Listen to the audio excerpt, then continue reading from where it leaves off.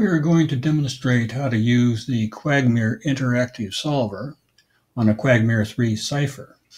But before we do that, we have to know the period of the cipher. So we're going to start with the gadget that calculates the index of coincidence. So let's paste the cipher into the cipher box and click on Calculate.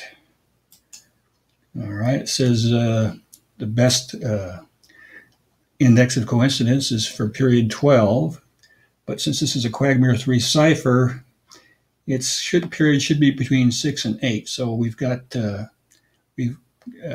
allowed too big a period. So let's go down and set this down here to say, 9.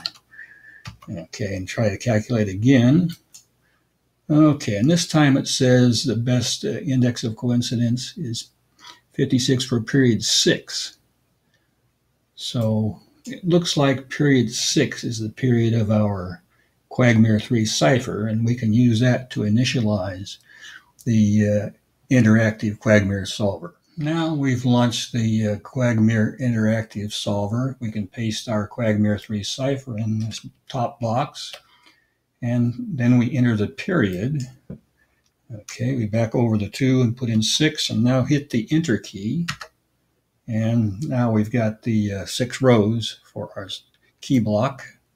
And let's save this initial point to disk so we can recover it right away if we need to. Okay, now let's try a crib. All right, we click on the crib button and let's try not SOR and see what happens. Let's click the OK button. And here's the first place the crib will fit. And is there other places it'll fit? Well, we can try the right arrow. That finds another place it will fit. We can try the right arrow again. There's another place, another place, another place.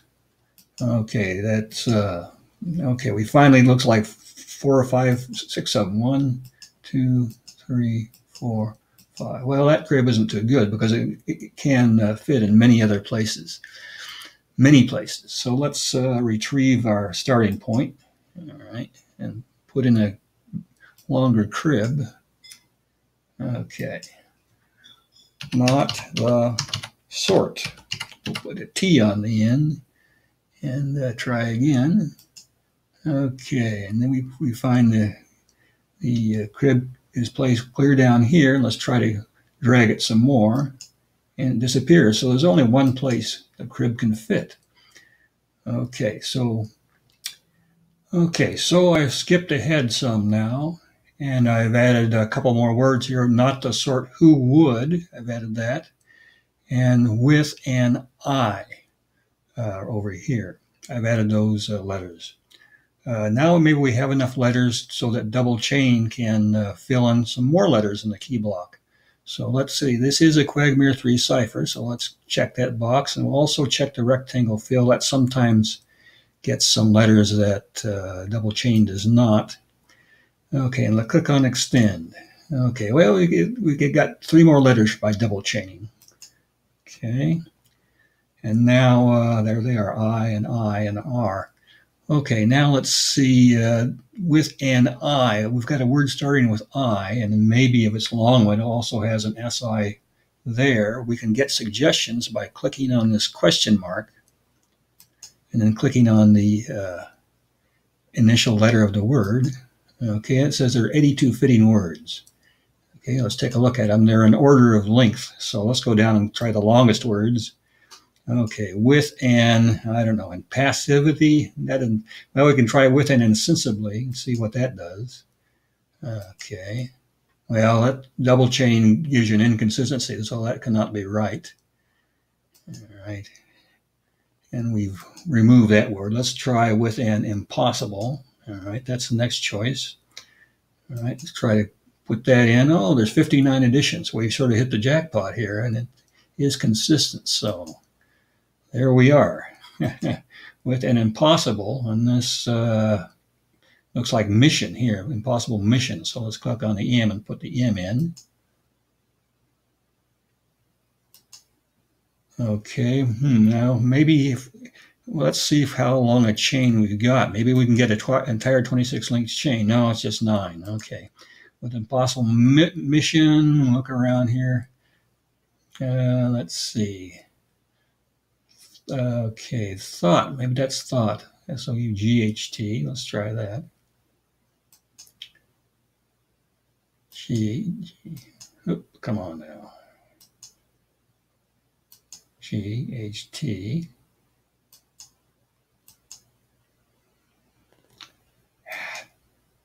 I'm doing this with my left hand because my right hand is tired. Okay. All right.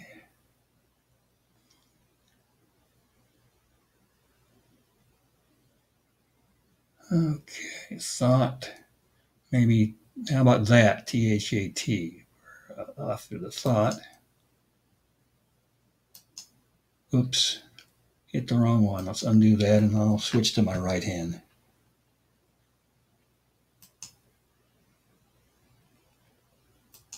I did it again.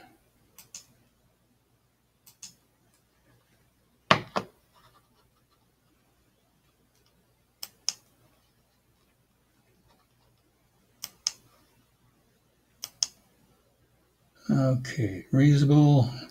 This could be Machiavellian. Let's see. Let's try Machiavellian.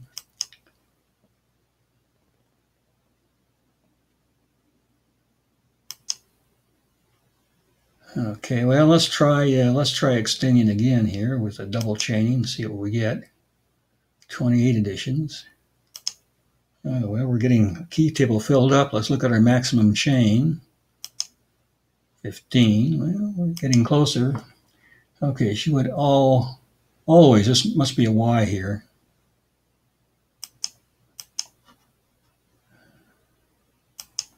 Okay, now let's try extending again.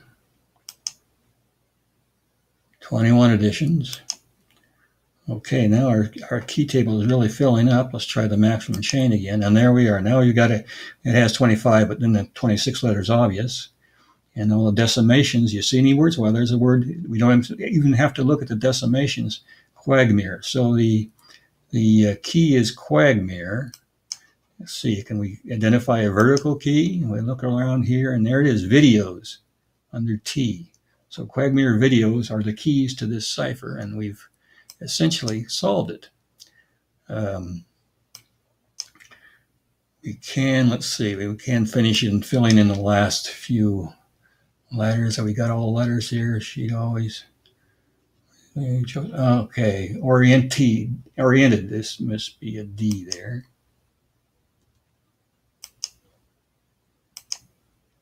Eleven editions.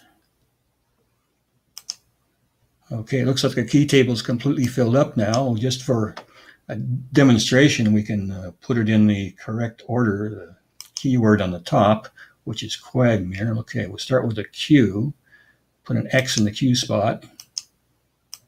Come on, you. There. And shift it to the beginning of the key block. Okay, and we'll clear that X, and next is U for Quagmire. Shift that next to the Q.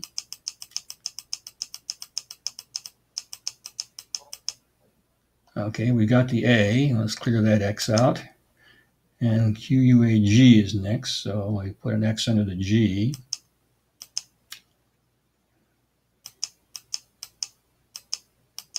Quag, and then M is next. All right, put an X under the M.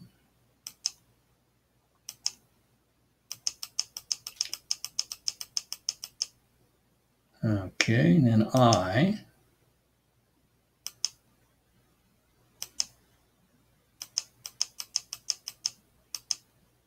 Okay, and then R.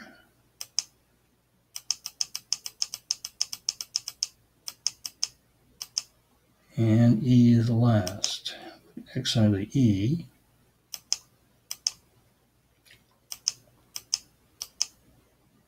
Okay.